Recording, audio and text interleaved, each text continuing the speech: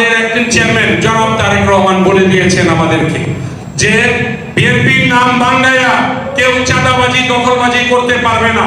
তাহলে আমি বলতে চাই, তারা যখন সড়কে ঢুকছে, মহাশক্তির নাম বাংলায়া তারা সড়কে ঢুকছে, এই মহাশক্তিকে আজকে আমার বিকাশ পরিবহনের বৈধ এমপি আমি, লালবাগের 23 নম্বর ওয়ার্ডের আমি আসলাম, এবং আমার কোম্পানিতে কেউ না, তারা আমার কোম্পানি দখল করে চাঁদাবাজি করতেছে কেন?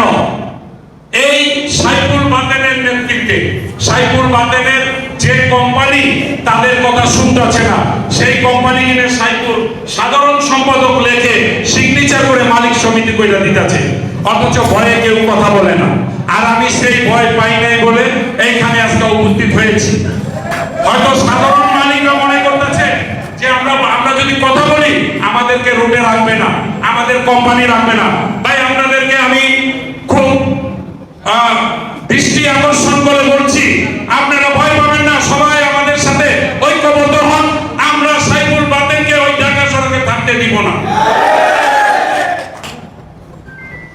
আমি আমার বক্তব্য দীর্ঘায়িত না করে আমি সর্বশেষ আরেকটা কথা বলবো।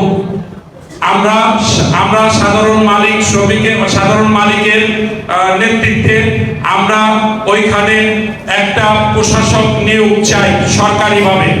এরপরে গণতন্ত্রের অধিকারে ভোট হবে, নির্বাচন হবে, সেই নির্বাচনে যে জয়লাভ করবে সেই ওখানে আসবে, আমরা তাকেই মেনে নিই।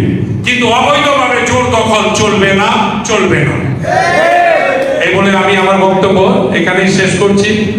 বাংলাদেশ জিন্দাবাদ, আজকের মালিক শ্রমিক জিন্দাবাদ। আসসালামু আলাইকুম।